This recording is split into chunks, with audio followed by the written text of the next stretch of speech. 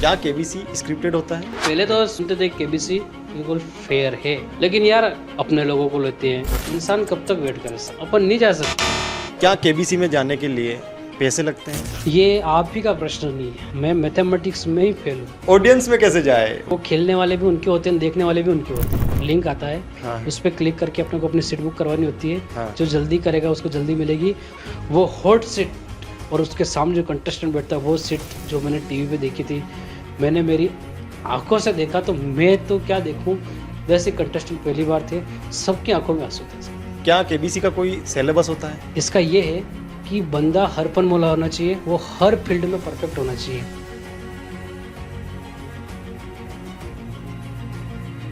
नमस्कार, मैं हूं पंकज कुमार, आप देख रहे हैं टीम टीएसपी और इस वक्त मेरे साथ इस पॉडकास्ट में जो मेरे सामने वाली सीट पर बैठे हैं वो अमिताभ बच्चन, जो कि सदी के महानायक कहे जाते हैं, उनके सामने भी हॉट सीट पर बैठकर आ गए हैं।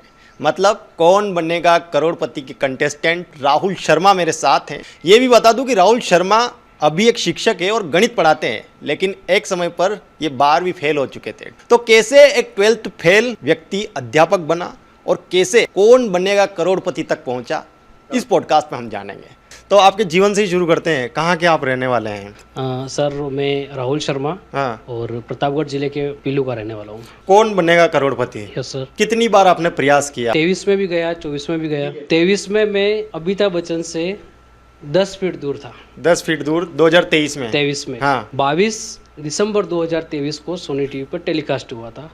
KBC season 15 episode number 95। KBC में पहुंचने में 13 साल लगे, लेकिन वो 10 फीट की दूरी वो सेकंडों का खेल है। हाँ। तो मैं 1.5 सेकंड से रह गया था और मुझे वापस आना पड़ा। मेरे से पहले एक लड़की ने जवाब दे दिया था 1.5 सेकंड पहले, तो उसको बच्चन साहब के सामने हॉट सीट पर बैठने का मौका मिला था और शूटिंग वहीं खत्म हो गई थी। चलिए थोड़ा सिलसिलेवार तरीके से समझते हैं। जी।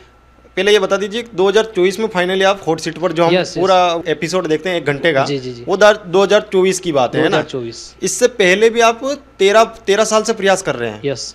मैं इसकी आपको जर्नी बताता हूँ। जर्नी बताइए थोड़ी। कि केबीसी वैसे नाम सुनते ही सबके चेहरे पर एक मुस्कान लेके आ जाता है कि यार क्या रियलिटी शो है। हाँ। है ना? और जिसको भी कहेंगे कि केबीसी में जाना चाहता है कि कोई मना नहीं करेगा, सबकी इच्छा होती है। हाँ। लेकिन एक सबसे बड़ा जो अपने सामने डिफिकल्टी होती ना, वो ये होती है कि जैसे अपना प्रतापगढ़ है, जनजातीय जिला है, तो लोगों में प्रोसेस पता नहीं है कि जाते कैसे। बिल्कुल राइट। सबसे पहली बात तो हाँ। बहुत सारे लोगों को पता नहीं है। तो 2013 की बात है, अपने उदयपुर संभाग से अध्यापक थे इतिहास के, उनका नाम था ताज मोहम्मद रंगरेज। ठीक है। 2013 में वो वहाँ गए थे केबीसी में। हाँ। तो अपने भले वो उदयपुर के हैं, लेकिन वहाँ तक मुंबई तक पहुँच रहे, उनका नाम आ रहा, तो अपने को लगेगा बहुत नज़दीक के अपने मुंबई तक पहुँचने में कि यार अपने नज़दीक का व्यक्ति है तो वहाँ पहुँच गया है। तो वो उस समय उन्होंने 1 करोड़ विन किया था, जो हाईएस्ट इनाम था। 1 करोड़ रुपए उन्होंने जीते थे। विन किया था और ये उन्होंने। शुरुआत कब हुई थी? कौन बनेगा करोड़पति की शुरुआत सन 2000 में हुई थी। मतलब केबीसी को चलते चलते 25 साल हो गए सर। ठीक है। और 25 साल से लोगों का विश्वास इससे जुड़ा हुआ है, क्योंकि सबसे पहली बात यह है कि सब टोटल 100% फेयर वर्क है इसमें। चलिए। कोई भी चीटिंग वगैरह कुछ होता नहीं है। उस समय से एक जुनून हो गया था कि केबीसी में जाना ही जाना है। लेकिन देखो स्थितियाँ ऐसी थी कि स्टूडेंट थे, और सबसे पहली बात इसके लिए मोबाइल चाहिए। उस समय टच मोबाइल तो टिक पर कीपैड भी नहीं मिलता था। ठीक है। अब मैंने एक बार तो ये सोचा कि यार क्यों ना मैं ताज मोहम्मद जी से मिल के आऊँ कि इसकी प्रोसेस क्या है। लेकिन ये बताइए, उस टाइम आपकी उम्र कितनी थी? उस समय मेरी उम्र थी मात्र 20 साल। और जॉब लग चुके थे या तैयारी कर रहे? नहीं, मैं तो कॉलेज में था उस समय सर। फिर क्या हुआ? एक बार मैंने सोचा कि क्यों ना यार उनसे मिल के आना चाहिए। आज जो स्थिति वो थी नहीं, एक मैच्योरिटी भी नहीं थी, आज ये जुनून तो था कि जाना है। ठीक है। उसके बाद क्या हुआ कि 2-3 साल निकले, कॉलेज करने के बाद बीएड में नंबर आया, तब मोबाइल लिया मैंने। मोबाइल लेने के बाद वो ऐसे सर्च किया केबीसी में कैसे जाए, सब तरफ से मैंने पता करने की कोशिश की, और फाइनली मुझे 2016 में जाके थोड़ी सी प्रोसेस इसकी पता चली कि केबीसी मार्च अप्रैल के महीने में वो मुंबई से एक लाइन खोलती है। अखबार में भी न्यूज़ आती है, इनके ऑफिशियल अकाउंट जो होते हैं, ट्विटर वगैरह जो भी है, इनका जो भी सोशल मीडिया अकाउंट्स होते हैं, उस पर ट्वीट करते हैं कि लाइन खुल गई है। उस समय पहले एक इनको मैसेज करना पड़ता था, वो प्रश्न पूछते थे, उसका अपने को रिप्लाई करना पड़ता था। तो पर मैसेज के 3 रुपये लगते थे। ठीक है। तो मैं आने जाने के किराए में से पैसे बचाकर मोबाइल का रिचार्ज करवाता था। उस समय 10 रुपए का रिचार्ज करते तो 7 रुपए आते थे। फिर मैसेज करने के बाद अपना नंबर उधर रजिस्टर्ड हो जाता था। फिर कॉल का वेट करता था कि यार केबीसी की कॉल आ जाए, केबीसी की कॉल आ जाए। आज तो चलो अपने को पता चल जाता है, सोशल मीडिया का ज़माना है कि यार केबीसी की कॉल ख़त्म हो गई, अब नहीं आएगी। जुड़े हुए अपन ग्रुप्स में, उस समय तो 2-2 3-3 महीने तक वेट ही करता रहता था। ठीक है। और फिर वो फाइनली टीवी पे आना शुरू हो जाता, तब लगता था यार ये साल चला गया, ये साल चला ये गया। साल चला गया, अब नेक्स्ट ईयर फिर ट्राई करेंगे। हाँ। तो फिर 17 में ट्राई किया, उसके बाद कंटिन्यू वापस 17 में टीवी पे टेलीकास्ट होने लगा। मैंने कहा ये साल भी गया। अच्छा, तो तैयारी कर रहे थे इस बीच केबीसी की? एक्चुअल क्या है सर कि केबीसी का क्या सिलेबस होता है ये 16-17 में मुझे नहीं पता था। ठीक है। लेकिन 16 में मैं सर्विस की तैयारी कर रहा था, गवर्नमेंट सर्विस की, और 15 में बीएड होती वैकेंसी आ गई। ठीक है। और उसी भर्ती में मेरा सिलेक्शन हो गया। और वहाँ पे एक टामटिया स्कूल है घाटुल ब्लॉक का, अच्छा। वहाँ पे मेरी पहली पोस्टिंग हुई 3rd ग्रेड के अध्यापक ठीक के है। रूप में। कोर्ट वगैरह का कुछ केसेस वगैरह थे, तो ये लास्ट में मेरा फाइनल सिलेक्शन हुआ दिसंबर 2016 में। ठीक है। तो ये प्रोसेस शुरू हो जाती मार्च 16 में। तो उस समय तक तो बेरोजगारी थे ना, हाँ, तो बेरोजगार। उस समय तो घर वालों के ऊपर ही डिपेंडेंट थे, हाँ। तो वही पैसे लेकर मैसेज करना वगैरह। हाँ। फिर 17 में ज्वाइनिंग हो गई मेरी। हाँ। उसके बाद सैलरी वगैरह आना शुरू हो गया, अच्छा मोबाइल वगैरह भी आ गया। फिर क्या है कि केबीसी वालों ने थोड़ा सा चेंज किया। हाँ। इन्होंने कहा भाई सोशल मीडिया का ज़माना है, सबके पास अच्छे एंड्रॉयड फ़ोन भी आ गए, और ये सोनी लिव एप्लीकेशन बनाया इन्होंने। हाँ। तो सोनी लिव एप्लीकेशन डाउनलोड करो और उसके माध्यम से रजिस्ट्रेशन होते हैं। ठीक है। तो 15 दिन तक वो अपने को प्रश्न पूछते हैं और 15 दिन तक अपने को जवाब देना होता है। इस तरह से वापस मैं 2017 से लेकर कंटिन्यू 2021 तक ट्राई करता रहा।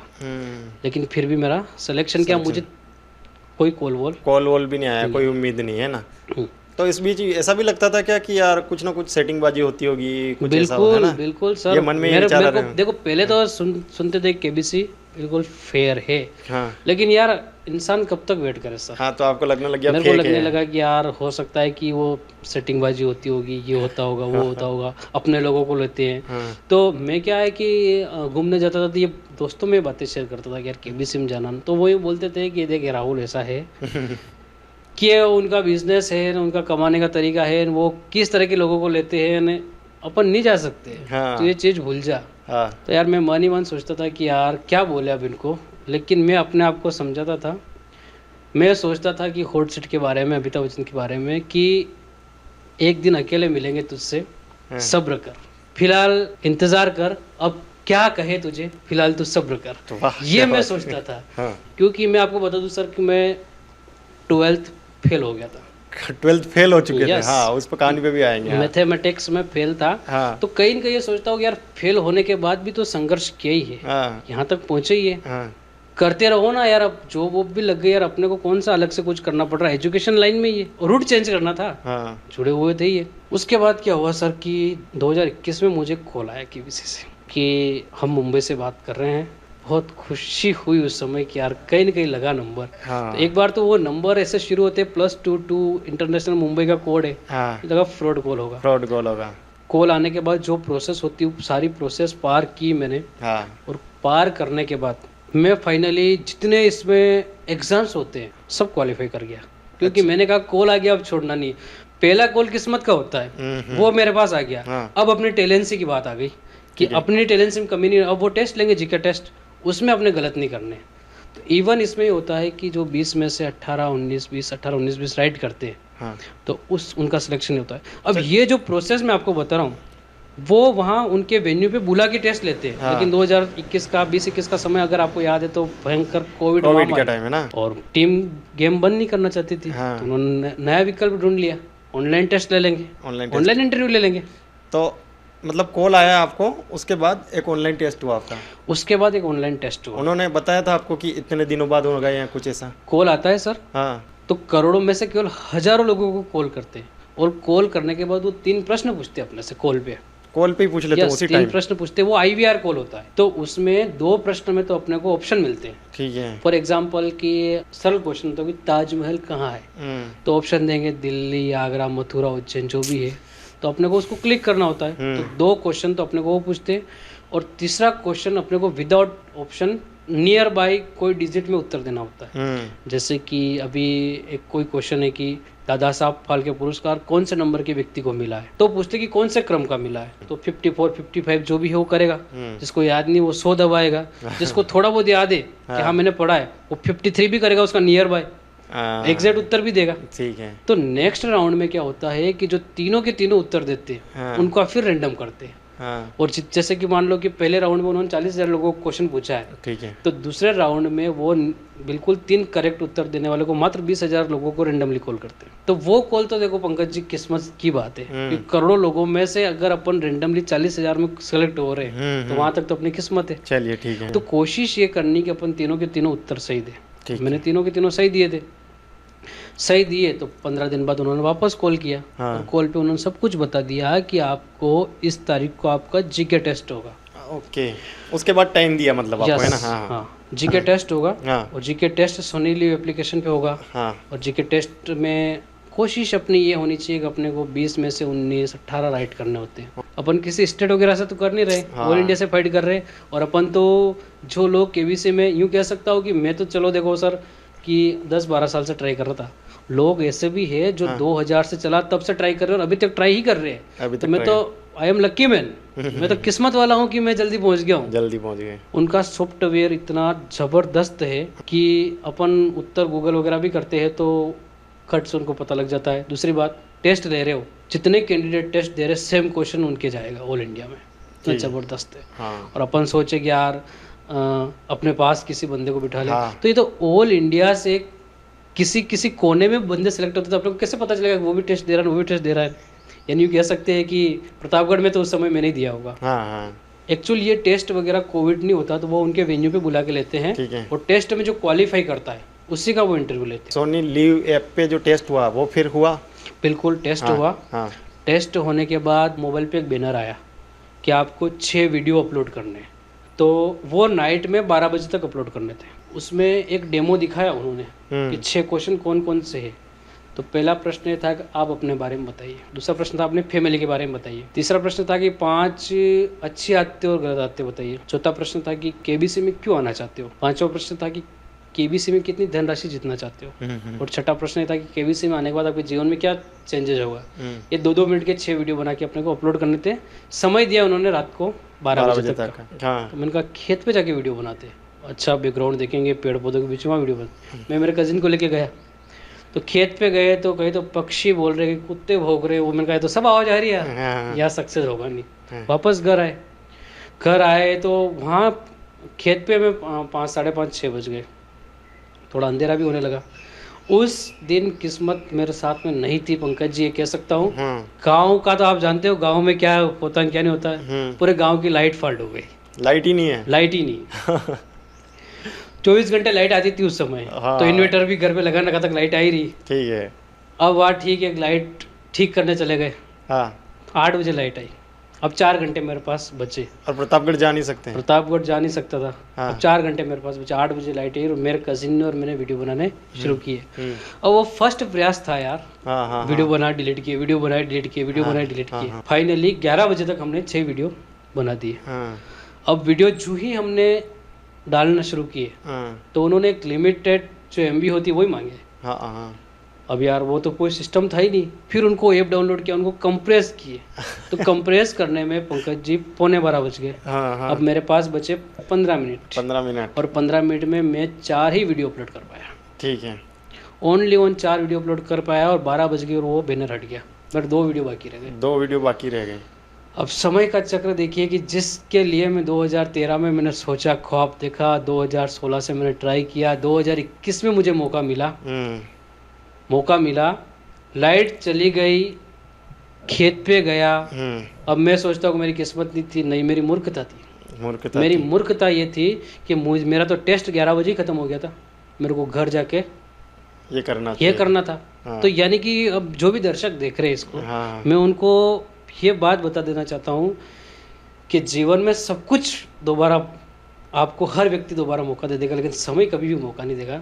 तो समय का एक सेकंड, एक मिनट, एक सेकंड को आप मतलब जो भी दर्शक देख रहे हैं उनको एक संदेश है मेरे लिए कि ये समय वापस दोबारा नहीं आता है। और वो मूर्खता मेरी इतनी भारी पड़ी कि वो मौका मेरे हाथ से चला गया। तो फिर मैंने सोचा कि यार देखो थोड़ा दिमाग लगाया। मैंने कहा सोनी का मेल ID अपने पास है, उनको मेल करते अपन, क्या रिप्लाई आता है। मैंने बस जुनून तो था ही, दिन भर बैठ के एप्लीकेशन, लेकिन मेल दे मेल इतने मेल किए सोनी वालों को, खूब मेल किए। हाँ उधर से रिप्लाई तो आता है, लेकिन उनका सॉफ्टवेयर रिप्लाई देता अपने को हाँ हाँ हाँ हाँ कि हम आपकी समस्या देखेंगे वगैरह। तो ऐसा जो ही रिप्लाई एक समस्या देखेंगे, इनका ठीक है। तो मेरे दिमाग लगाया 2 वीडियो और मेल पे अपलोड कर दिए। हाँ हाँ लेकिन यार वो प्रोसेस तो प्रोसेस ही होता है, उन्होंने जहाँ मांगे वहाँ करने थे। अब मन को जरूर तसल्ली दे दी, क्या भाई अपन ने भेज दिए? भेज दिए। समय क्या क्या दिखा था पंकज जी, मेरे जोधपुर पेपर देने जाना था एक 7-8 दिन बाद ही। हाँ और आपको पता है कि राजस्थान की समय स्थिति ये थी कि जब भी पेपर होता था नेट बंद हो जाता था। हाँ तो मैं रात को जोधपुर के लिए निकला यहाँ से 6-7 बजे, और भीलवाड़ा में गया और मेरे पास मेल का रिप्लाई आया। मेल का रिप्लाई मैं आपको शॉर्ट में बता दूं, उन्होंने मुझे एक मौका दे दिया कि आप वीडियो अपलोड कर दीजिए, और उन्होंने ये कहा कि मॉर्निंग में 9:30 बजे हम इसको एक्टिवेट करेंगे, हाँ आप वापस वीडियो अपलोड कर दीजिए। मैंने कहा अच्छी बात है, मैं जोधपुर पहुंच गया। मैंने कहा 10:30 बजे से पेपर कर देंगे। और मैं जोधपुर गया, मैं 9:30 बजे ऐप खोल के बैठ गया, और इधर पूरे राजस्थान में नेट बंद हो गया। नेट बंद हो गया? बिल्कुल एग्जाम था, नेट बंद कर दिया। फिर क्या हुआ? फिर दिमाग खराब हो गया यार। हाँ मैंने कहा यार किस्मत गजब कर रही है। फिर मेरे माइंड में वही चीज़ आई कि काश वो 11 बजे में वीडियो अपलोड कर देता। मुझे दूसरा मौका भी मिला, लेकिन फिर भी मैं नहीं कर पाया। उस टाइम डिप्रेशन में आ गया एक तरह से। पेपर भी सही नहीं हुआ, यानी कि इधर भी गया उधर भी गया, दोनों तरफ से गया। उसमें भी मेरा सिलेक्शन नहीं हुआ, आरएस में भी नहीं हुआ, और उधर केबीसी से भी वो मौका था, वो चला गया। उस साल का चले गया, फिर मौका नहीं मिला आपको?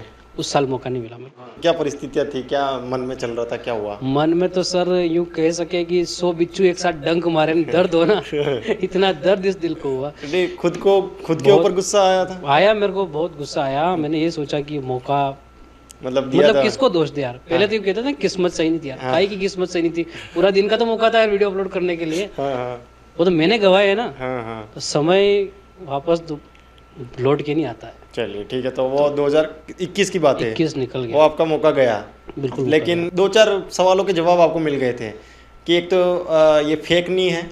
सबसे बड़ा जवाब मेरे को यही मिला कि अब मुझे लोगों की बात नहीं सुननी है। बात नहीं सुननी है, अब लोगों की बात नहीं सुननी है। क्योंकि पंकज जी उसमें ऐसा होता है कि मैंने मन में एक धारणा बनाई है कि चलो सक्सेस होंगे तब देखा जाएगा। अभी अपन असफल हो रहे हैं, लोग कह रहे हैं असफल हो रहे हो आप, लेकिन अपने को कहीं ना कहीं पॉजिटिविटी मिल गई, ये कॉल आता है ना। और लोगों का क्या है, जिस दिन लक्ष्य अपने को प्राप्त होगा ना, उस दिन लोगों की राय बदल जाती है यार। अरे यार हमने तो कहा था यार हो सकता है यार, मैंने कहा ये तो कभी न कभी राय बदलेगी इनकी, और वो फाइनली 2024 में हुआ ही है। तो लेकिन जब अगली बार तक रजिस्ट्रेशन चालू नहीं हुए, तब तक तो दिमाग में ये आता रहा होगा कि अब क्या मालूम, अब नंबर आए नहीं आए, क्या होगा क्या नहीं। देखो सर, रजिस्ट्रेशन चालू नहीं हुए तब तक माइंड में ये तो बात की बात है कि नंबर आएगा कि नहीं आएगा। उस समय एक अफवाह चल गई थी, क्या बच्चन साहब को कोविड हो गया था, है ना।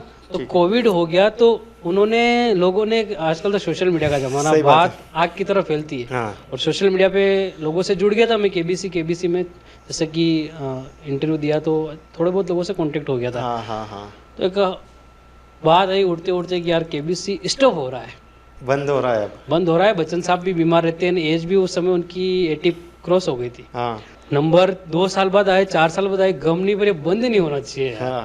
मौका फिर बंद हो गया तो किसको मौका मिलेगा। और अच्छा, एक और चीज ये कि वो होस्ट बच्चन साहब ही हो तभी मजा आएगा। तभी तो मजा है ना। क्या है केबीसी में, कोई और करेगा तो फिर मजा ही नहीं है। बच्चन साहब है तो केबीसी में कह सकता हूं। सही बात, बच्चन साहब है तो केबीसी, पैसे वैसे महीने बाद में रखते हैं ना। सही बात, क्योंकि केबीसी की जान है बच्चन साहब। फिर ये भी बात है कोई और होस्ट करेगा, उनका यार वो बात नहीं रहेगी यार।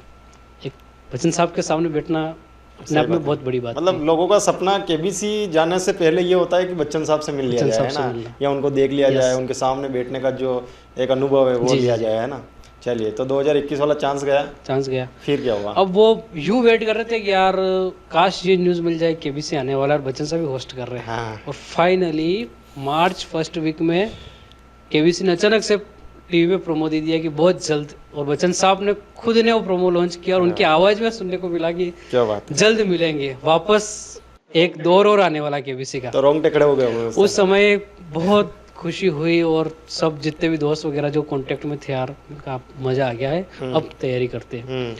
मैंने बहुत अच्छे से तैयारी की, रजिस्ट्रेशन किया है इसका, और मुझे वापस कॉल आ गया। वापस से कॉल आ गया। किस्मत ने साथ दिया, किस्मत ने वापस साथ दिया। वापस 3 प्रश्न पूछे, तीनों के तीनों राइट कर दिए। फिर किस्मत ने साथ दिया, और साथ देने के बाद मुझे फाइनली उन्होंने इंटरव्यू कॉल पे बुला लिया, और मेरा वेन्यू मुझे मिला दिल्ली। दिल्ली आपको जाना था? 15 मई 2022। मतलब बिल्कुल याद है आपको, है ना? बिल्कुल, तो बहुत इसको बड़ा तो मौका मैं था। एक क्षण बता सकता हूँ केबीसी का। चलिए। 15 मई 2022 हाँ। को दिल्ली जाना था, और उस समय भी राजस्थान में कोई शायद पटवारी का या कोई एग्ज़ाम था, तो ट्रेनें सारी फुल हो गई थी। मैंने टाइम पे टिकट नहीं करवाया, पर था कि जाना ही है। तो एक और मेरा फ्रेंड है, मैंने कहा चलते हैं, पर बस से जाना पड़ेगा, नीमच से बस मिलेगी, और बस में भी कंडीशन कोई स्लीपर वगैरह नहीं मिलेगा। लास्ट के बाड़े में 2 सीटें खाली, वहाँ बैठना पड़ेगा। हाँ। मैंने कहा मैं केबीसी के लिए बस के ऊपर बैठने को जाने को तैयार हूं, और मुझे दिल्ली जाना। हाँ, तो वो बस वाला संघर्ष मुझे याद है। पीछे पूरे 12 ही घंटे ऐसे हाँ। रास्ते में फाइनली दिल्ली पहुंचे हम। रूम वगैरह लिया, जो भी और भी दोस्त वगैरह थे जिससे कांटेक्ट हो ही गया था सोशल मीडिया से, हाँ। हम सब ने साथ में लिया रूम। अभी तक जो मैंने आपको सिलेक्शन की स्टोरी बताई वो ऑनलाइन वाली बताई। अब ऑफलाइन में क्या होता है मैं आपको बताता हूँ। दिल्ली वेन्यू पे जिस स्कूल को उन्होंने हमें एड्रेस दिया था, वहाँ 9 बजे उन्होंने लिखा था गेट बंद हो जाएगा। तो मैंने कहा कि चलो यार काम करते, 6 बजे लाइन में लग जाते हैं। क्योंकि ठोकर लग चुकी है एक बार। हाँ। तो वहाँ जाके पता चला कि लोग कितने एडवांस है। मैं 6 बजे लाइन में लगा तो मेरा 413वां नंबर था। ओके, 413 लोग आपसे पहले 4 बजे की लाइन में लग चुके थे। ठीक है। वहाँ मेरे को पता चला कि लोग केबीसी के कितने दीवाने हैं। और वहाँ मैं लोगों से मिला, कोई महाराष्ट्र से, कोई यूपी से, कोई बिहार से, कोई कैसे आया। फिर यूँ भी मिलना हुआ कि कोई 20 साल का है, तो कोई 60 साल का व्यक्ति भी है। पूछा कि कितने साल से ट्राई कर रहे हो? 22 साल से कर रहे हैं यार सर, अभी तक नहीं हुआ। मतलब 2000 से इंटरव्यू शुरू करते हैं। तो कुछ लोग ऐसे मिले कि यार मैं 10 इंटरव्यू दे चुका हूँ, मेरा फाइनल सिलेक्शन नहीं हो रहा है। ओके। कोई कहता है कि मेरे जीके टेस्ट के लिए नहीं हो रहा है, और किसी ने कहा 22 साल में मुझे इंटरव्यू की कॉल ही नहीं, और 22 साल में मैं पहली बार आया हूँ। तो फिर ये सोचा कि लक्की हूँ, कम से कम इन लोगों की तरह तो नहीं हूँ मैं, 7, 8, 9 साल में आ गया हूँ यहाँ। और लगातार आपका मतलब 2 ही बार कॉल आ गया, 21 में भी आ गया, 22 में भी आ गया। हाँ। उसमें ऐसा होता है सर कि अंदर जाते हैं, हाँ। अपना मोबाइल नंबर वो वेरीफाई करते हैं, अपने को अपना एड्रेस वगैरह वेरीफाई करते हैं, अंदर बिठा देते हैं। 413 नंबर मेरा था, 413 नंबर का स्टिकर उन्होंने अपने को चिपका दिया, वो मेरे रोल नंबर हो गए।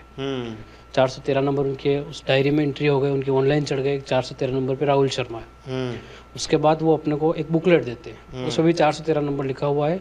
उस बुकलेट में 100 पेज होते हैं, और अपने को पहले पेज पे बायोडाटा भरना होता है अपना सब कुछ, और दूसरे पेज से उनके क्वेश्चन स्टार्ट हो जाते हैं अपने को थ्योरी में लिखना।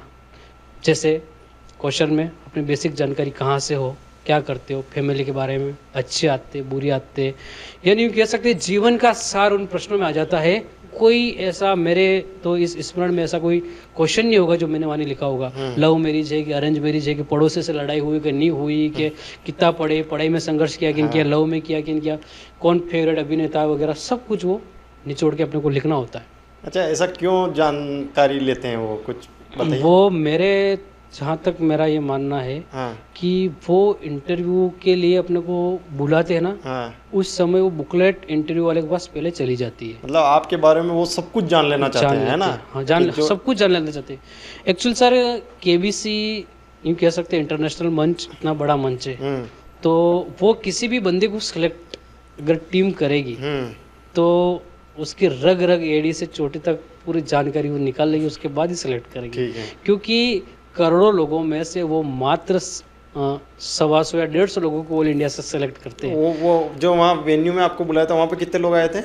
वहाँ यूँ होता है कि एक दिन में 800 लोग आते हैं। तो मैंने 2024 तक मैं 4-5 बार इंटरव्यू दे चुका था, क्योंकि मैंने 2023 में 2 बार दिए, उसकी भी मैं स्टोरी बताऊंगा। अपन 22 वाली बात कर लेते हैं। 22 में जैसे कि 800 लोग आए, और मेरी स्मृति में मेरे को जहाँ तक ध्यान है कि 800 में से अपन एग्जाम देते हैं ना, तो एक कमरे में 24 बिठाते हैं, तो कितना भी इंपॉर्टेंट एग्जाम हो तो यार 1-2 तो ऑप्शन रह जाते हैं कि यार 22 ही आए यार, है ना। फिर लास्ट में सरकार आंकड़े बताती इतने % उपस्थिति रही। मैं श्योर हूँ कि केबीसी में 100% उपस्थिति रहती है, कैसी भी परिस्थिति हो। आदमी खुद नहीं मर जाए ना तो ही नहीं जाएगा, बाकी तो जाएगा ही जाएगा। 800 में से 800 लोग आते हैं, क्योंकि इस चीज को कौन छोड़ेगा? कौन छोड़ेगा? सही बात है। यानी मैं तो कह सकता हूँ कि मैं खुद भी हूँ, कोई ट्रेजेडी भी होगी तो जाऊंगा, चलिए बुकलेट पर आते हैं वापस। हाँ बुकलेट भरना स्टार्ट कर देते हैं। हाँ। वो थोड़ी बहुत बुकलेट लिखते हैं, पूरी केबीसी की टीम आती है, बहुत अच्छे से, बहुत अच्छी टीम होती है उनकी, अपना माइंड फ्रेश करवाती है। वो कैसे बिहेव करते हैं वो? बहुत ही अच्छे से, हम अच्छा, कह सकते हैं बहुत कि अच्छे से ट्रीट करते हैं। बहुत अच्छे से ट्रीट करते हैं। एक छोटा बच्चा एग्जाम हॉल में बैठता है, उसको जैसे बताते हैं ना वैसे बताते हैं, बहुत मोटिवेट करते हैं वो लोग। अच्छा। सबसे पहली बात तो वो बताते हैं कि आप उन करोड़ों लोगों में से हो जिनको यहाँ टेस्ट देने का मौका मिला है, अच्छा, तो अपने आप के लिए ताली बजाए, ऐसे मोटिवेट करते हैं, स्पेशल फील करवाते हैं। बहुत शानदार। हाँ। है ना। उसके बाद वो OMR शीट लेके आते हैं और 8 से लोगों को OMR शीट बांटते हैं। जैसे एग्जाम होता है ना अपना, जैसे RPSC या UPSC एग्जाम लेती है, हाँ। इस तरह से वो कमरों में बिठा के 24 की सीटिंग बना के कमरों में बिठा के वो एग्जाम लेते हैं। हाँ। उसके बाद OMR शीट में अपना जो चेस्ट नंबर होता है, जो लिखते चिपका है, वो अपना रोल नंबर होता है, वो भरते हैं। एक कमरे में 2 वीक्षक लगते हैं उनके, ओके, टीम के 2 मेंबर। हाँ। कोई चीटिंग नहीं। और पेपर भी ABCD की रो में आता है, जैसे अपने RPSC निकालती ना, पहले के अलग दूसरे के अलग, क्वेश्चन सेम होते आगे पीछे होते। कितने क्वेश्चन पूछते हैं उसमें 20 क्वेश्चन पूछते 20 क्वेश्चन जो ऑनलाइन में थे वही है ना। और 20 मिनट का अपने पास समय होता है और 8 से लोगों को टर्न बचता है एक साथ उनके पेपर। उस पेपर का जबरदस्त लेवल होता है। हाँ। यानी कि यूँ कह सकते हैं हर पन मोला आदमी होना चाहिए, जिसको स्पोर्ट्स का नॉलेज हो, इंटरटेनमेंट का हो, हिस्ट्री, पॉलिटिकल, भूगोल वगैरह A to Z सब नॉलेज उसको होना चाहिए। उसका कुछ सिलेबस होता है? सबसे बड़ी तो बात ये है ना KBC का और टेस्ट का कोई सिलेबस नहीं होता मतलब A to Z जो स्टार्टिंग से लगा के लास्ट वाले जो बच्चन साहब के सामने बैठते हैं वहां तक का कोई सिलेबस नहीं। ये है कि इंसान या कोई भी पर्सन है जो KBC में ज़्यादा इंटरेस्टेड है, वो पिछले एपिसोड देखकर कि यार किस टाइप से प्रश्न, उस हिसाब से कोई थोड़ा बहुत निकाल ले, क्या यहाँ से इस टाइप से भूगोल से प्रश्न आती है। हाँ। लेकिन मैं निकालने बैठा ना, तो ऐसा कोई टॉपिक नहीं बचा जो छूट रहा हो यार। और मेरे हिसाब से तो मैं टॉपिक नहीं निकाल पाया हूँ कहाँ से प्रश्न पूछते हैं। करंट अफेयर्स वगैरह बहुत ज़्यादा पढ़ना पड़ता है अपने को। 20 मिनट हुए, सारे कमरों की OMR शीट कलेक्ट करते हैं और वापस 8 से लोगों को अपनी अपनी सीट पे हॉल में बिठा देते हैं। अब सबसे बड़ी बात देखो पंकज जी, कि आज इंसान पूरी प्रोसेस करके टेस्ट तक पहुंच गया। अब वो 800 लोगों की, उनके पास तो पूरा सिस्टम है, मशीन है, उनकी वो OMR शीट चेक होती है और 800 में से जो टॉप 250 रहते हैं, जो अच्छे नंबर लाए 250 लोग, उन्हीं को सेलेक्ट करते हैं। बाकी के बचे हुए 650 वहाँ से रिजेक्ट। तो उसी टाइम बता दिया जाता है? आधे घंटे बाद वो लोग आते हैं। हाँ। अटेंशन, सबको अटेंशन कर देते हैं। फिर वो यूँ बोलते हैं कि हम जिसका चेस्ट नंबर बोल रहे हैं वो आउट है, उनका सफ़र यहीं समाप्त होता है, वो अपनी बुकलेट यहाँ जमा कराए और जाए। वो सांसें धड़कने रोक देने वाला सीन होता है। लोग रोते हैं जो असफल हो जाते हैं। मैं बताऊं आपको, हाँ। 413 नंबर पे मैं था। 800 लोग थे टोटल, यानी कि मिड सेंटर में मैं बैठा था। हाँ। 400 लोग आगे, 400 लोग पीछे। वो वहाँ से स्टार्ट करते 1 नंबर से। जैसे 1 नंबर ही आउट है तो बोलेंगे 1 नंबर आउट। फिर मान लो 7-8 सेलेक्ट हो गए, 9 नंबर आउट, बुकलेट जमा कराओ। कोई ऑप्शन नहीं, कोई कम्युनिकेशन नहीं करते, कोई बात नहीं करते। मतलब आप आउट हो, बस बाहर जाओ, बुकलेट जमा कराओ। उस समय लोगों के चेहरे देखने लायक होते हैं। तो मुझे अच्छे से याद है, हाँ। मेरी उस लाइन में 401 आउट। 401 आउट। हाँ। दिल की धड़कनें बढ़ रही थी। उनका यार अपना नंबर नहीं आ जाए। 406 आउट हुआ, 410 आउट और 412 आउट। अच्छा। और उन्होंने डायरेक्ट कहा 418। हाँ। और मैंने जोर से बोल दिया महावीर बजरंग बली की जय। पूरे हॉल में तो सब मेरी तरफ देखने लगे।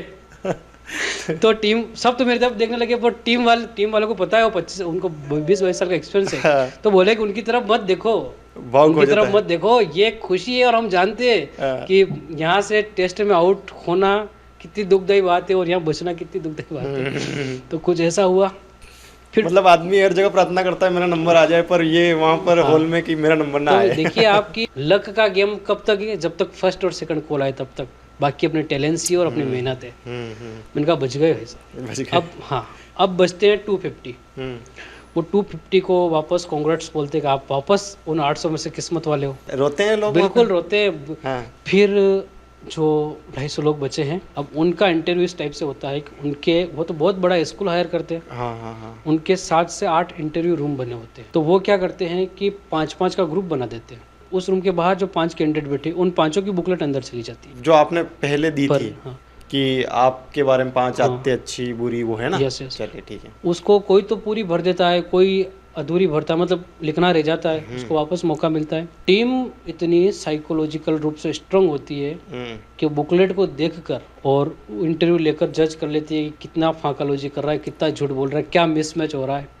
अब वो टीम फाइनल सेलेक्टर नहीं होती है, उनका काम है सिर्फ इंटरव्यू लेना और उसको शूट करना। अब कोई बंदा अंदर गया, किसी का इंटरव्यू आधे मिनट चलता है, किसी का 2 मिनट चलता है और किसी का आधा घंटा चलता है। ठीक है। तो ये ज़रूरी नहीं है कि जिसका आधा घंटा इंटरव्यू चला वो फाइनल सेलेक्ट हो जाएगा और जिसका आधा मिनट चला वो नहीं होगा। वो इतनी स्ट्रांग टीम है कि आधे मिनट में भी बंदे की क्वालिटी पहचान जाती है। तो वो उस टाइम क्या जज कर रहे होते हैं? तो जैसे कि फॉर एग्जांपल मेरा नंबर आया, हाँ मैं अंदर गया, हाँ मैं टीचर तो बन ही चुका था। हाँ उनका ये सर आप तो मैथमेटिक्स का टीचर है। मैंने कहा यस सर। बेटी उस समय कैमरा बंद होता है, नॉर्मली वो अपने से बात करते हैं, कैसे है, कहाँ से है, कैसा फील हो रहा, कहीं से आए आप। इंटरव्यू की टीम के सामने आदमी कैसे बैठा है, महानायक के सामने बैठ पाएगा कि नहीं बैठ पाएगा, इसकी क्या स्टोरी है, कितने साल का संघर्ष है इसका, केबीसी में आने का जुनून क्या है, वो फिर वहाँ अपनी बेसिक जानकारी सारी पूछते हैं। वहाँ पर आपसे कोई ऐसा मतलब किताबों से जुड़ा हुआ प्रश्न नहीं पूछते हैं ना? पूछते हैं वहाँ पे पूछते हैं, बिल्कुल पूछते हैं सर। बेसिक जानकारी सारी पूछ लेते हैं। हाँ। उसके बाद 5 से 7 क्वेश्चन वो जीके के पूछते हैं विदाउट ऑप्शन। तो वो क्वेश्चन उस टाइम सेलेक्ट करने के लिए पूछ रहे होते हैं या हाव भाव जानने के लिए कि... नहीं, वो अपना एक छोटा सा माइनर जीके टेस्ट भी लेते हैं कि इनको कितना आता है, क्योंकि हो सकता है कि ओएमआर शीट में तो कोई नेगेटिव मार्किंग नहीं थी। हाँ, तो हो सकता है कि तुक्के मार में आ गया हो। बहुत अच्छी किस्मत हो, तुक्के भी लग जाए। हाँ, तो बेसिक कुछ जानकारी वहाँ वो लेते हैं। हाँ। तो जो लोग इंटरव्यू देते हैं उनके लिए केबीसी की टीम की तरफ से खाने की व्यवस्था होती है, बिल्कुल निःशुल्क। हाँ। अब 15 मई से लेकर 31 दिसंबर तक 7.5 महीनों का सफर ही है ना। उस बीच में कोई कॉल मैसेज कुछ भी नहीं? बीच में कोई कम्युनिकेशन केबीसी की तरफ से नहीं होता है। जैसे उन्होंने एक दिन में 250 लोगों का इंटरव्यू लिया है, तो ऐसा इंटरव्यू 8 से 10 दिन चलते हैं। तो 10 दिन भी चले तो 250 को मल्टीप्लाई करें अपन 10 से, तो टोटल हो गए 2500 लोग। और 2500 लोग में से फाइनल वो 180 को कॉल करेंगे। ठीक है। तो यहाँ पे भी तो आउट होंगे, यानी 200 को भी कॉल करें तो 2300 लोग तो वापस आउट होंगे। ठीक है। अब 2300 लोगों में अपन आउट होने वाले में आ रहे को 200 लोग सेलेक्ट में आ रही है, अपने को कोई पता नहीं रहता है। वो सिर्फ एक बात बोलते हैं इंटरव्यू वाले कि जब तक केबीसी का लास्ट एपिसोड नहीं आया 31 दिसंबर, जो भी उनका टाइम होता है, तब तक आप इंटरव्यू की इसकी तैयारी करते रहो, कभी भी आपके पास कॉल आ सकती है, आप सेलेक्ट हो गए। तो सबसे बड़ा पेशेंस ये रखना पड़ता है कि नॉन स्टॉप तैयारी करनी पड़ती है, क्या पता कॉल आ जाए यार, क्या पता कॉल आ जाए यार। इंटरव्यू शूट होने के बाद वो सारे मुंबई जाते हैं, उनके जजेज केबीसी वाले जो भी हो उनको अच्छे बड़े पर्दे पे देखते होंगे। फिर वो उन 180 लोगों में से 190 लोगों में से 10-10 के ग्रुप बना देते हैं। तो वो जैसे कि पहला ग्रुप बनाया 10 लोगों का, एक उड़ीसा से ले लिया, एक राजस्थान से ले लिया, एक जम्मू कश्मीर से ले लिया, एक अंडमान निकोबार से भी है। उनको केबीसी की जैसे कि उनको वो अब वो क्या करते हैं, प्रोमो लॉन्च कर देते हैं अगस्त में कि 15 अगस्त से केबीसी की शुरुआत होने वाली है। 7-8 दिन पहले जो 10 लोगों का पहला ग्रुप बना उनको कॉल कर देते हैं कि आपका फाइनल सिलेक्शन हो गया है और आपको इस तारीख को मुंबई शूट के लिए आना है। ठीक है। तो 5-7 दिन पहले वो शूट कर लेते हैं और 5-7 दिन बाद टेलीकास्ट होता है।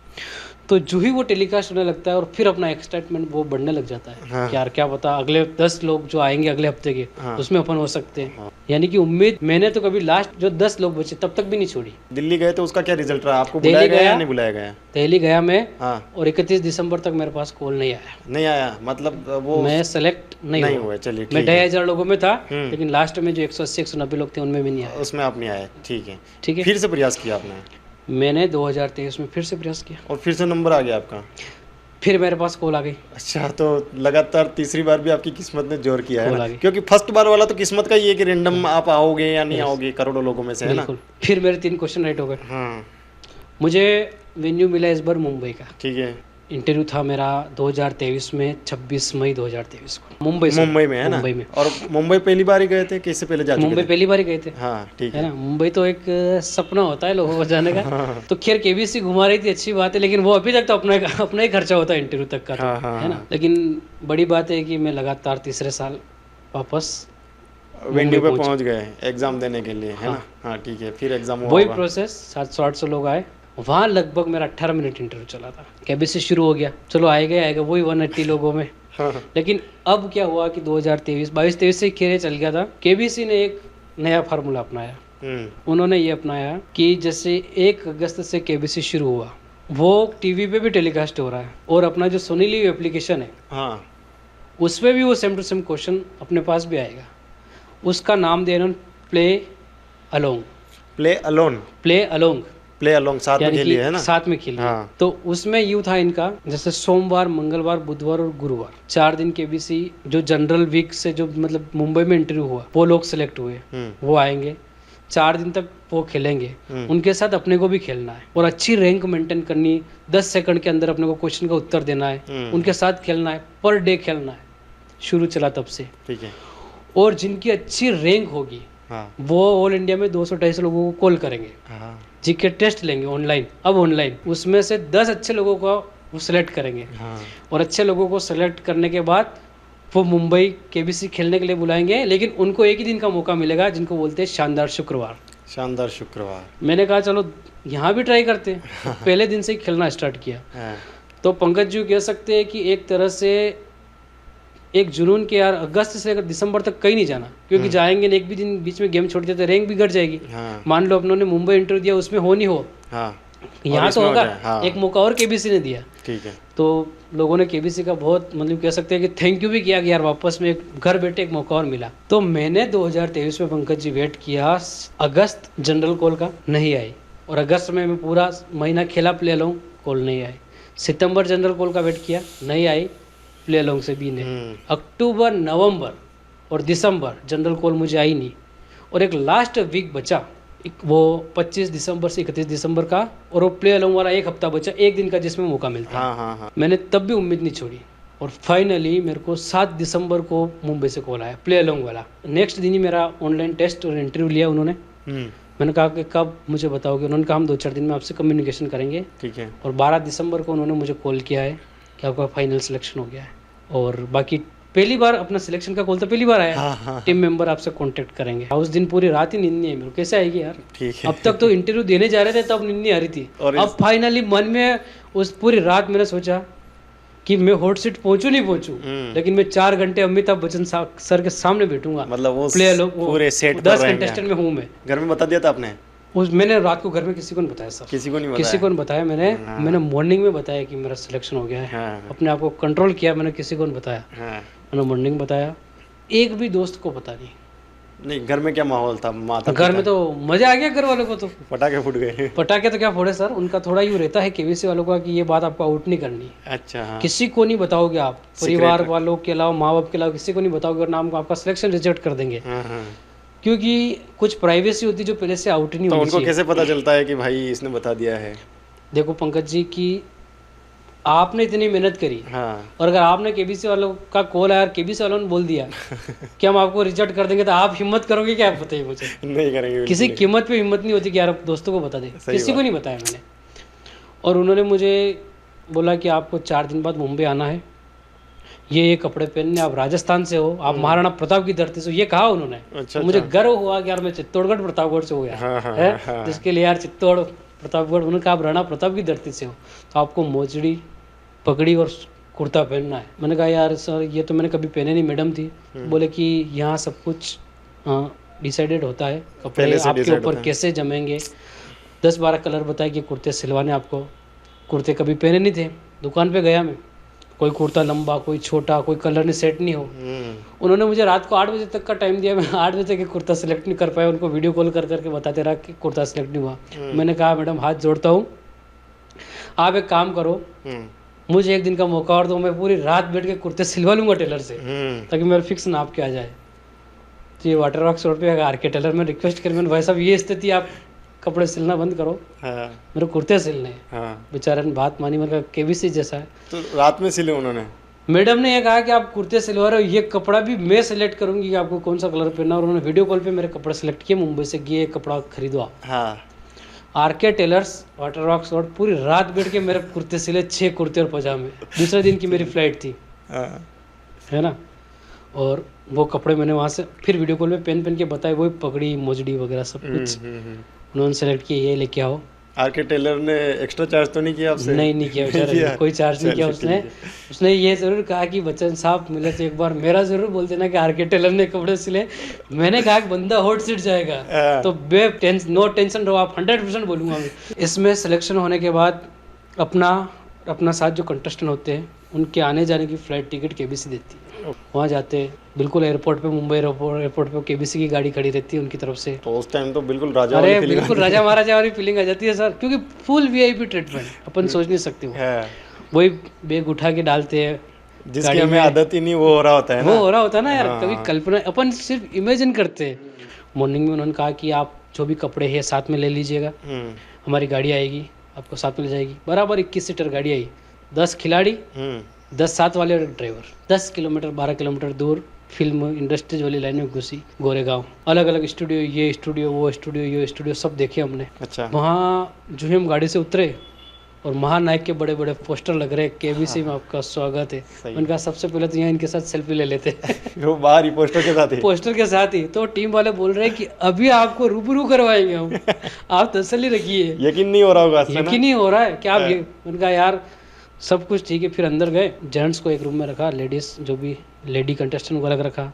वहाँ उनकी टीम आई, टीम आती, उन्होंने तो चेहरे देख रखे थे, इंटरव्यू वगैरह में पहचान लिए।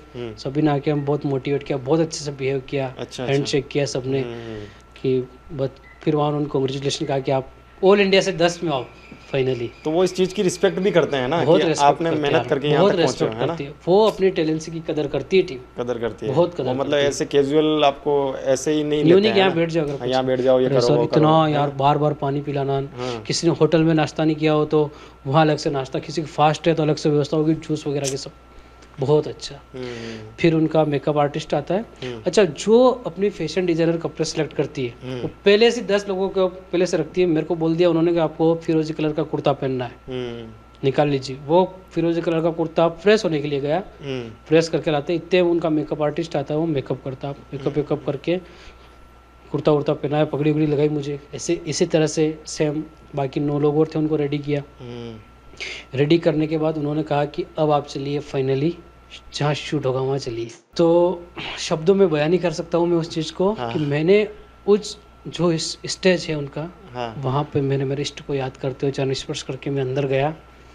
अब तक मैं 10 साल से केबीसी का वो सेट सिर्फ टीवी में देख रहा था, वो आवाज़ में टीवी में सुन रहा था, वो हॉट सीट और उसके सामने जो कंटेस्टेंट बैठता है वो सीट जो मैंने टीवी पे देखी थी, मैंने मेरी आंखों से देखा। तो मैं तो क्या देखूं, 10 ही कंटेस्टेंट पहली बार थे, सबकी आंखों में आंसू थे। फिर वो लोग जो फास्टेड फिंगर फर्स्ट जो होता है उसकी प्रैक्टिस करवाते हैं। ओके। कि वही बच्चन साहब की तरह नकल करते हैं, ये रहा आपका फास्टेड फिंगर फर्स्ट का प्रश्न। वो इसलिए करवाते हैं कि अपने सामने जो वो स्क्रीन लगी होती है वो बराबर टेप हो रही है या नहीं हो रही, क्वेश्चन बराबर आ रहे कि नहीं आ रहे, डिलीट का ऑप्शन भी है, ओके का ऑप्शन भी है। मतलब आपको प्रैक्टिस हो जाए थोड़ी, है ना? प्रैक्टिस हो जाती, वो मेरिट भी बनाते कि ये फर्स्ट ये सेकंड। वो बोलते हैं कि जो ही फर्स्ट आए आपको इस तरह से सेलिब्रेट करके यहाँ से आके बैठना है। वो सारी प्रैक्टिस वगैरह करवाते हैं। जो आप वीडियो में जो कर रहे हैं वो सारी प्रैक्टिस पहले से ही हो गई है ना? बहुत अच्छे से करवाते हैं। फिर बाहर आए हम सब, बाहर आने के बाद उन्होंने ऑडियंस को एंट्री दी। फिर वो शूट का समय आता है कि सर आने वाले, सारी स्टूडियो की लाइटें बंद हो जाती है कि सर की एंट्री होने वाली है। और बस यूँ कि बच्चन साहब आने वाले हैं और सर 82, 81, 82, 83 की एज में जो ही दौड़ के आए, ऐसा लग रहा है कि कोई नौजवान उस आर्मी की रैली में दौड़ता है ना, इतने जोश जुनून के साथ उन्होंने जो ही आके कहा कि केबीसी में आपका स्वागत है, मैं अमिताभ बच्चन। 15 मिनट तक मैंने पलकें नहीं झुकाई होगी, एक तरह से उनको देखता रहा कि क्या एनर्जी, क्या चेहरा, और 82 की एज में उनके चेहरे पे क्या चमक थी। फिर फाइनली सर ने कहा है कि अब आपके सामने आ रहा है फास्टेड फिंगर फर्स्ट का प्रश्न। ये मौका आपको जीवन में एक ही बार मिलेगा, सोच समझ कर खेलेगा। ऐसे कैसे शब्द मेरे कान में अभी भी गूंज रहे।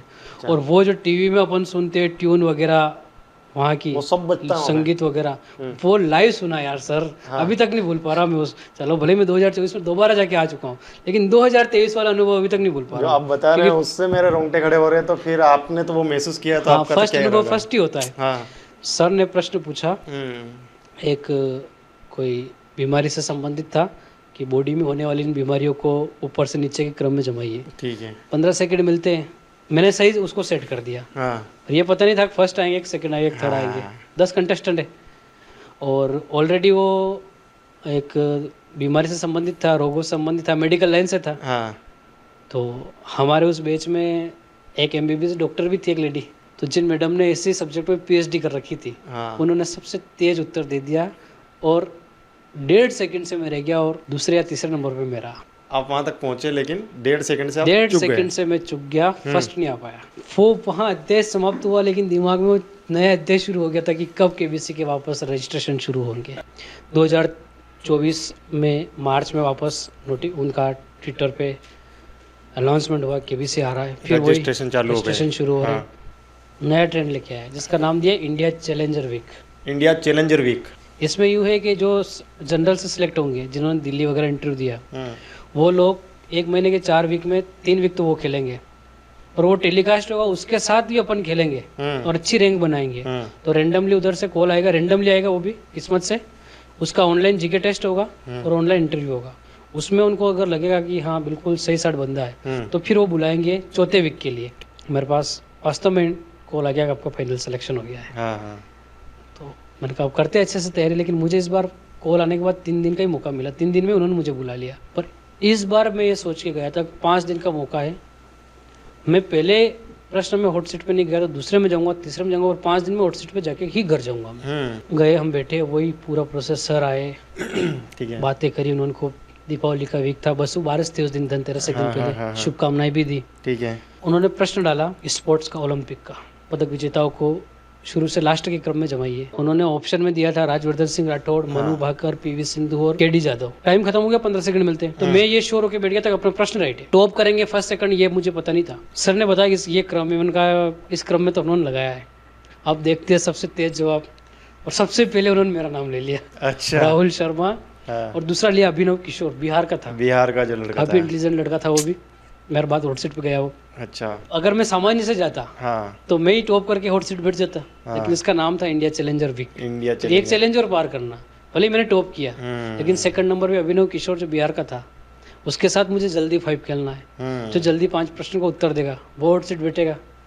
पर चलो ठीक है, सर ने बुलाया, आप राहुल जी, आप अभिनव जी क्या करते हो, मैंने बताया कि। और सबसे इंटरेस्टिंग वही था जल्दी 5 वाला, है ना? जल्दी 5 वाला बहुत इंटरेस्टिंग था, बहुत शानदार। मतलब धड़कने बढ़ा देने वाला, धड़कने, ऑडियंस की भी धड़कने बढ़ गई। वो एक मैच की तरह चल रहा था कि 1-2 क्वेश्चन आपने शायद सही दिए, फिर उसने दे दिए सारे ही, ऐसा कुछ हुआ था, है ना? फिर जल्दी 5 के लिए सर ने कहा कि आप तो बहुत अच्छा मुकुट पहन के, मैंने कहा सर शान है तो हमारी। तो जल्दी 5 खिलाया। अभिनव किशोर ने सबसे पहले उत्तर दिया। यहाँ यूँ हुआ कि प्रश्न बहुत आसान था कि किसका अर्थ गगन है। गगन है। तो आगे 2 वो बजर बट्टू लगा रखे थे, जो पहले दबाएगा वो उत्तर देगा।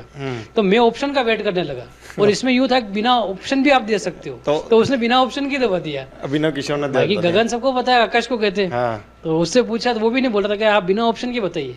उसका सही हो गया। अब दूसरा आया तो मैंने दबा दिया, वो थार के रेगिस्तान में रागिस्तान क्या है, तो वो रागिस्तान मेरे को पता है संगीत, लेकिन यार सर अपन एग्जाम देने जा रहे हैं, नर्वस और कोई नहीं देख रहा है, और वो एमआर शीट का गोला भरने में अपन कंफ्यूज रहते हैं। वहाँ तो बच्चन महानायक सामने खड़ा, ऑडियंस, पूरी टीम, और 10 दिन बाद तो पूरा हिंदुस्तान अपने को देखेगा यार। तो घबरा गया यार, आया ही नहीं, तो वो गलत हो गया, उत्तर ही नहीं दे पाया। फिर समय निकल गया, को मौका अभिनव किशोर को मिला, वो भी गलत बता दिया। ठीक है। अब उसका उसको 1 अंक मिला हुआ, आपको 0 अंक है। ठीक है। फिर मेरे को 1 मिला, उसका 1, फिर मेरा 2, उसका 1, फिर मेरा 3, उसका 1, फिर मेरा 4 और उसका 2 हो गए। फिर मेरे पास 4, उसका 3 हो गए। बहुत मजा आया, बहुत इंटरेस्टिंग। मतलब और फिर लास्ट में 4-4 हो गए थे ना, यानी कि उस शूट का सबसे बेस्ट कंपटीशन रहा हो। पहला ही कंपटीशन नहीं, लास्ट वाले में मैं बाजी मार गया। नहीं, बट 4-3 हो गए थे। 4-3 हो गए थे। और उसके बाद आपको पूछा और आपने बता दिया। सर ने कहा कि भाई साहब आप 1 प्रश्न दूर है, जिसका नाम है गरम कुर्सी, अगर लगा दोगे तो यहाँ बैठ जाओगे आप। सर ने एक बात और बोल दी थी, मेरे को पूछा आप क्या करते हो, मैंने गणित पढ़ाता हूँ, मतलब बीएससी क्लियर है मेरे। उससे पूछा कि आप क्या करते हो, कि मैं बीएससी कर रहा हूँ। तो सर ने कहा एक तरफ पढ़ाने वाले, एक तरफ पढ़ने वाले, अब देखते हैं कौन जीतता है। मैंने कहा यार तो और चैलेंजिंग बात हो गई, बोलेंगे मार साहब बाहर के स्टूडेंट से। मैंने कहा यार इसको निकालना तो पड़ेगा। फाइनली फर्स्ट राउंड में मैं विन हो गया। तो फिर आपका हो गया फाइनली सिलेक्शन, आपको हॉट सीट पर बिठा दिया गया।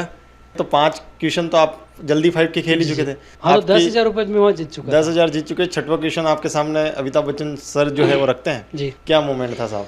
सर क्या बताया कि सबसे पहली बात तो कि एक सवाल याद है अभी तक? बिल्कुल, मेरे को सवाल भी बताइए और क्या अनुभव है वो बताइए थोड़ा।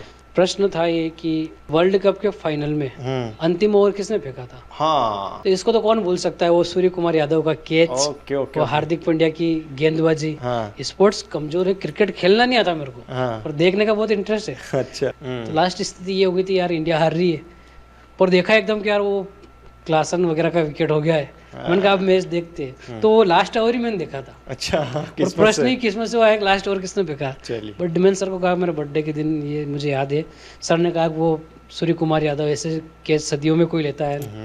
उनका देखा वो हार्दिक पांड्या है। दूसरा मेरे से पूछा था कि एक इमेज चित्र दिया है कि ये कहाँ का, ये 7वां प्रश्न था। हाँ ये 7वां था, हाँ ये मंदिर कहाँ का है। हाँ रथ यात्रा का था। तो ऑप्शन में श्रीनगर, अयोध्या, पुरी और एक और कोई ऑप्शन था, तो इसमें मुझे श्योर था कि वो पुरी का जगन्नाथ मंदिर है। ठीक है। 8वां क्वेश्चन मेरे से पूछा कि भारत की कौन सी रेल सेवा रैपिड रेल सेवा से संबंधित है। हाँ ठीक है, बिल्कुल करंट का क्वेश्चन था। इसमें ये है कि 3:20 से पहले अगर आपने उत्तर गलत दे दिया, आप 10,000 पे आ जाओगे। मैंने कहा रिस्क नहीं लेते हैं। मेरे को नमो भारत लग रहा था, और एक अमृत भारत भी था जो, मैंने कहा लाइब्रेरी लेते। मैंने वो ऑडियंस पोल ली, ऑडियंस पोल में मेरा राइट हो गया। नेक्स्ट पूछा कि कौन सा महल ऐसा है जो एक अकाल राहत कार्य के लिए बनाया है। तो ये जोधपुर का उम्मेद भवन पैलेस था। 61 का क्वेश्चन हो गया। 3:20 जो पहला पड़ाव था, मैंने कहा यहाँ भी लाइफ लाइन लगे तो ले लेंगे, लेकिन आउट नहीं होना।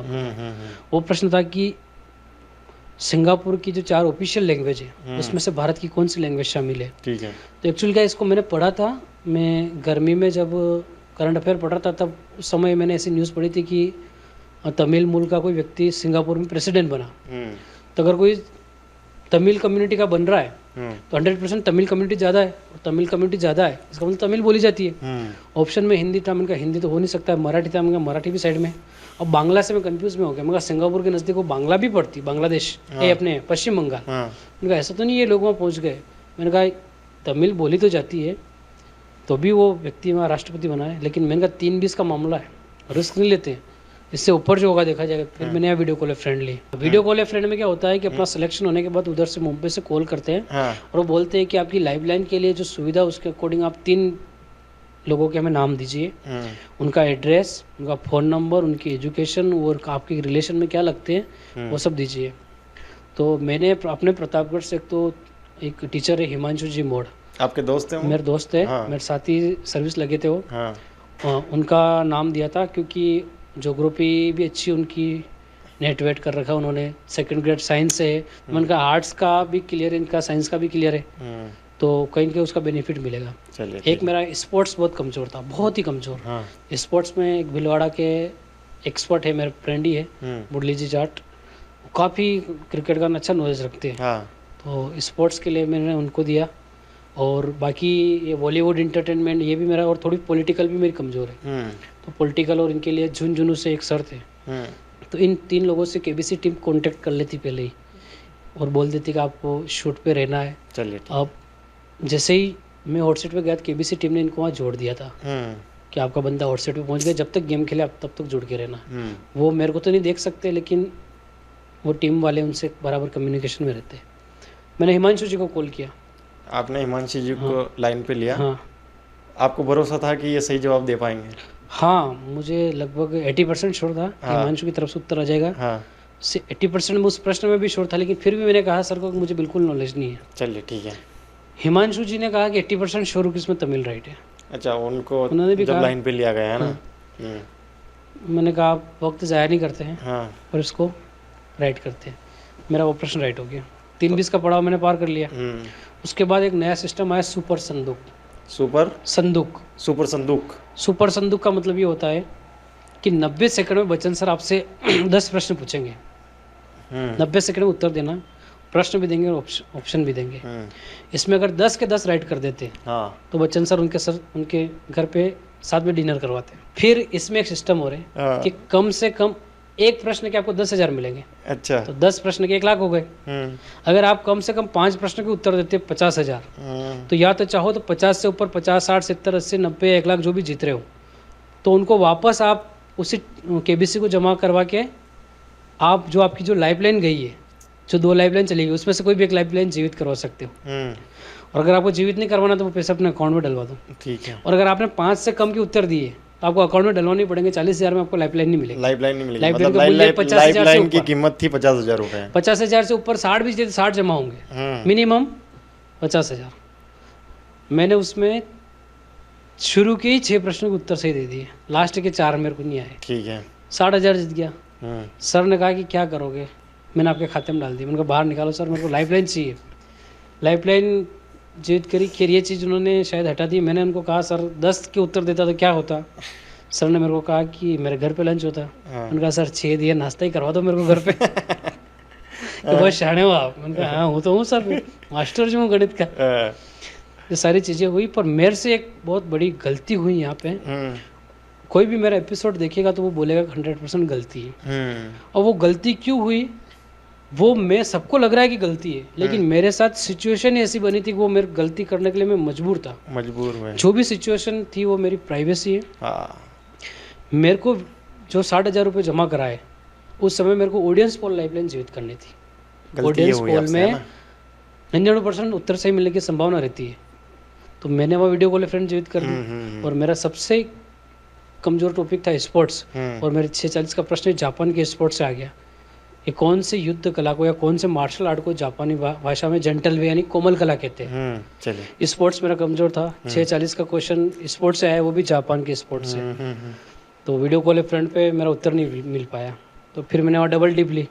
नहीं, पहले हिमांशु जी को कॉल किया। हिमांशु जी को कॉल किया, हिमांशु जी नहीं दे पाए जवाब, है ना। यस। हाँ, बाद में पता चला कि जो 2 और मैंने वीडियो कॉल फ्रेंड बना रखे थे, उनमें से एक को उत्तर आता था। एक उत्तर आता था, तो मैं भी अगर उसको मैं कॉल करता तो वहाँ से मेरा उत्तर मिल जाता। और वो उत्तर मिल जाता तो मेरी एक और जो लाइफलाइन थी डबल डिप वो नहीं जाती। यहाँ उत्तर नहीं मिला, मैंने कहा आप डबल डिप और लाइफलाइन पढ़िए, इसको यूज करते हैं। डबल डिप में क्या होता है? डबल डिप में ऐसा होता है कि आपको उत्तर देने के 2 मौके मिलेंगे। एक गलत हो गया तो आप दूसरा उत्तर भी दे सकते हो। मैंने इस में ऑप्शन को एनिमेट करने की कोशिश करी। मैंने कहा सुमो तो वो पहलवान वगैरह होते हैं, कराटे के बारे में मैंने पढ़ रखा था, तो मैं कंफ्यूज था वुशु और जूडो में। मैंने कहा सुमो और कराटे इसमें 100% नहीं है, डबल डिप अपनी यहाँ काम कर जाएगी।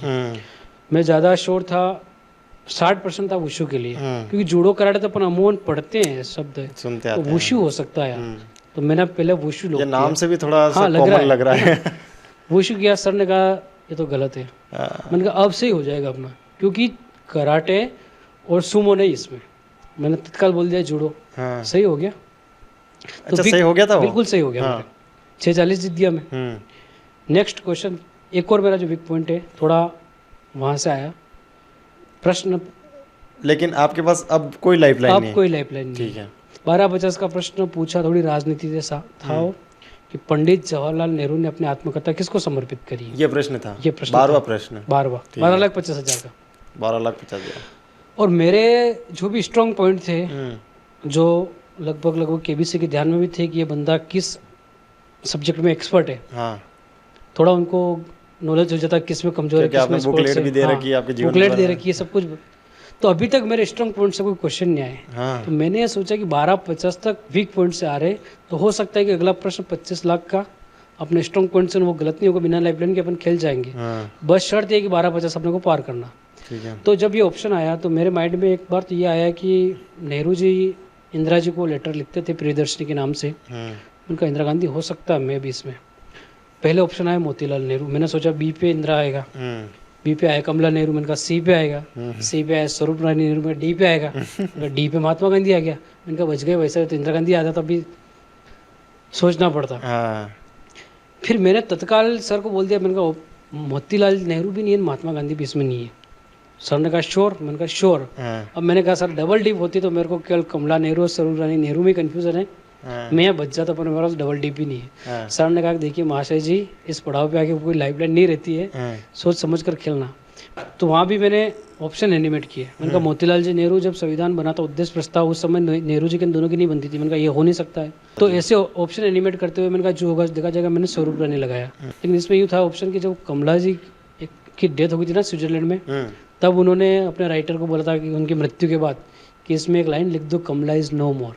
तो कमला इज नो मोर लिखने के बाद वो किताब उनको डेडिकेट हो गई। और ये बात आपको बच्चन साहब ने बताई। डीप क्वेश्चन था। तो वहाँ मैं आउट हो गया, और आउट होने के बाद मैं 320 पे आ गया। तो सर उस समय मुझे कुछ नहीं लगा, कुछ भी नहीं लगा कि चलो हो गया तो हो गया, अपना काम पूरा हो गया। मैं घर आया, सेटिस्फेक्शन थी कि भाई अपने वहाँ को थी। हॉट सीट पर बैठना है। वहाँ थी, हाँ, वहाँ पर तो वहाँ थी, मतलब 100% थी। खुद को परिपूर्ण के बाद चलो अपना हो गया, हॉट सीट पे आ गया क्योंकि अपन। पैसा था भी नहीं, फर्स्ट हाँ, प्रायोरिटी है ना। हाँ। फर्स्ट प्रायोरिटी तो बच्चन साहब के सामने सामने बैठना। खुद को साबित करना, हॉट सीट पर बैठना, ये चीजें थी, है ये ना। थी, है ना। हम्म। ये हो गया। हाँ वहाँ से मुझे 2 चेक भी मिले उनके ना, उनसे। हाँ साल भर का घी हर महीने मेरे घर आ रहा, गोवर्धन घी की तरफ से। हाँ फैन वगैरह, दिवाली थी तो कपड़े वगैरह, वो सब उन लोगों। और उसके अलावा साल भर चले इतने वो दंत क्रांति के पेस्ट वगैरह, सॉस वगैरह, ये सारी बहुत कुछ, यानी कि कुल मिला के एक 15-20 किलो वजन हो जाए इतना। और उन्होंने मुझे वहाँ से दिया चॉकलेट्स वगैरह और फैन वो वगैरह, अच्छा। सब कुछ उन्होंने दिया मेरे को। हाँ। बच्चन साहब ने उनके हाथ से दिया। फिर मैं सर के लिए इस बार अपने राजस्थान का गौरव चित्तौड़गढ़ विजय स्तंभ, उसकी एक तस्वीर बना के ले गया था। मैंने लास्ट में उनको भेंट करी और सर ने कहा कि मैं जब आया था चित्तौड़ तब इसके लास्ट सीढ़ी तक मैं चढ़ा हुआ हूँ, विजय स्तंभ की बोल रहे थे। और बोल रहे थे कि बहुत गौरव की बात है कि आप चित्तौड़गढ़ के हो, प्रतापगढ़ के हो। यानी लगता है चित्तौड़ प्रतापगढ़ का नाम लेते कई बार तो। फिर शूट खत्म हुआ, बाहर आया मैं, दूसरे दिन की फ्लाइट टिकट थी मेरा, तो उसी दिन काम हो गया, घर आ गया मैं। अच्छा, एक कंटेस्टेंट एक बार ही हॉट सीट तक जा सकता है ना, जाने का मुझे मौका नहीं मिलेगा, अब नहीं मिल सकता। अब मुझे मौका नहीं मिलेगा। अब आप चाहे कितनी भी बार रजिस्ट्रेशन कुछ भी करवाएं, कर कुछ लो, भी कराएं, है ना। रजिस्ट्रेशन का आता है ना IVR को, उसमें एक प्रश्न आता है, हाँ। क्या आप पिछले सीजन में हॉट सीट पे गए हैं? हाँ। अपन झूठ भी नहीं बोल सकते, जो ही अपन यस करेंगे उधर से फोन डिस्कनेक्ट हो जाता है। चलिए, तो कुछ सवाल अब मेरे, आपकी ये पूरी कहानी जी। एक तरीके से खत्म हो गई है ना। ये इतनी मेहनत करने के बाद प्रतापगढ़ के अंदर मैंने नहीं देखा कि कहीं पर आपका सम्मान हुआ हो, कहीं पर आपको गौरवान्वित, मतलब जो आपने महसूस करवाया उसका रिजल्ट मिला, ऐसा कुछ हुआ है क्या? ना कहीं पर मैंने देखा कि कहीं पर आपको जो सम्मानित करते हैं 15 अगस्त 26 जनवरी पे, वहाँ पे सम्मान मिला, हुआ है ऐसा कुछ? सर ऐसा तो कुछ हुआ नहीं है। क्यों नहीं हुआ? वो तो मेरे भी समझ से परे है। सोशल मीडिया का ज़माना है, एक छोटी से छोटी बात भी बहुत ज़्यादा वायरल होती है। मेरा शो लोगों ने देखा भी है, बिल्कुल देखा है। और वायरल भी खूब हुआ था, खूब वायरल हुआ था। उसके बावजूद भी मुझे तो कोई ऐसा लगा नहीं है कि कहीं मुझे बुलाया है, ऐसा कुछ। बाद में देखो, मेरे साथ जो लड़का था अभिनव, वो भी हॉट सीट गया। एक कर्नाटक से थे, हाँ, एक कर्नाटक से थे रमजान मलिक साहब, वो भी हॉट सीट गए। तो वही बोलते हैं कि हम 1 महीने तक घर पे हम रह ही नहीं पाए, कभी उस प्रोग्राम में बुला रहे, कभी उस प्रोग्राम, कभी वहाँ बुला रहे, कभी वहाँ बुला रहे। तो मुझे ऐसा लगता है कि हो सकता है कि प्रतापगढ़ के लोगों के लिए मैं एक सिर्फ भाग्यशाली व्यक्ति हूँ, भाग्यशाली, और कोई बड़ी चीज़ नहीं हो, बड़ी है ना? चीज़ नहीं है कि किस्मत थी चला गया, ये हो सकता है। दूसरी बात ये भी हो सकती है कि लोगों को ये पता नहीं कितनी मेहनत लगती है इसमें जाने के लिए, कि वाह यार हो गया होगा। समझते जैसे आपने ये प्रश्न मेरे से किया है, ये बहुत सारे बुद्धिजीवियों ने प्रतापगढ़ से भी मुझसे किया था, लेकिन इसका उत्तर मेरे पास में नहीं था। और कहीं भी मैं सामने से जाके तो मैं बोलूँगा नहीं कि मैंने ये काम किया, तो बताइए। इवन मैं बताऊँ आपको कि मैं वहाँ से खेल के आ गया, 7-8 दिन बाद ये टेलीकास्ट होता है, 8 दिन तक मेरे पड़ोसियों को भी पता नहीं था कि मैं वहाँ जाके आ गया हूँ। चलिए, तो ये तो एक, मतलब मुझे भी बहुत दुख हो रहा है इस चीज़ का कि क्यों नहीं मिला वो मंच जो मिलना चाहिए था। मेरी मेहनत मुझे पता है। और दूसरी बात ये है कि मैं प्रतापगढ़ का कोई सेकंड पर्सन नहीं था, आई एम फर्स्ट पर्सन। और यूँ कह सकते हैं कि जनजाति क्षेत्र का प्रथम व्यक्ति था। तो कहीं न कहीं प्रोत्साहन के बदले वो ये भी देखते कि यार तो 12वीं फेल था, क्योंकि बहुत सारी बार ये भी तो होता है कि 12वीं फेल हो गया, अब क्या करेगा, सारी उम्मीद तो छोड़ कहीं न देते कहीं हैं। मेरी स्टोरी से उनको मोटिवेशन 100% थोड़ी सी वो मिलता। स्टोरी भी बताइए मुझे। 12वीं फेल हो गए जी, वहाँ से उठ के फिर एक गणित का ही शिक्षक कैसे बन गए, क्या कहानी है वो? 12वीं फेल होने के बाद, क्योंकि बहुत सारे लोग तो हथियार छोड़ देते हैं, सब्जेक्ट चेंज कर देते हैं। मैं मैथमेटिक्स में ही फेल हूँ, ठीक है, प्योर फेल कह सकते हैं, शुद्ध फेल हूँ, क्योंकि ग्रेस मिला हो तो भी पास नहीं होता। और उस समय मेरे हिंदी में 95 नंबर थे 100 में से, और गणित में फेल हो गए। गणित में फेल। मैं डबल एडमिशन लेने गया तो मेरे क्लास टीचर थे, उन्होंने कहा था कि देख, साइंस का है तू, और ये हिंदी और अंग्रेजी इनमें इतने नंबर नहीं आते साइंस वालों के, तो सप्लीमेंट ही दे दे। पूरक आती थी उस समय, पूरक देने पर 2 मार्कशीट आती थी, पूरक की आजकल तो एक ही आ रही है। मेरे दादाजी बोले 5वीं पास, उन्होंने कहा कि डबल पढ़, 2 मार्कशीट कहाँ ले जाएगा, नहीं ये अच्छी बात नहीं है। मेरे को डबल पढ़ाया उन्होंने, तो डबल पढ़ाया। तो डबल पढ़ने के बाद भी पहले तो मेरा सप्लीमेंट्री में फर्स्ट डिवीजन बना था, दूसरी बार सेकंड डिवीजन बना। अच्छा। क्योंकि यार ये भी याद है, ये भी याद है, अपन तो गणित में मेहनत करते हैं, गणित में अच्छे नंबर आ गए, बाकी पिछड़ गए। वहाँ से फेल हुआ, लेकिन मैंने एक प्रण किया कि अब सब्जेक्ट BSc छोड़ के मैं आर्ट्स में तो नहीं जाऊँगा यार। एक जुनून था इंजीनियरिंग करे, लेकिन ठीक है, एक समय ने साथ नहीं दिया किस्मत सही थी, मैंने बीएससी करी। बीएससी करते ही, बीएससी करने के टाइम मैंने एक कोचिंग भी खोल दी थी, सेकंड ईयर में था तो ही कंपटीशन कोचिंग क्लासेस। जब प्रतापगढ़ में कोई कोचिंग नहीं थी तब मैंने खोली थी। मित्र भी थे मेरे साथ में, लेकिन ठीक है, किसके मन में कहाँ है, कोई हमारे बात हो गई, एक तरह से धोखा ही मिला मुझे, मैंने छोड़ी वो, बीएड करी।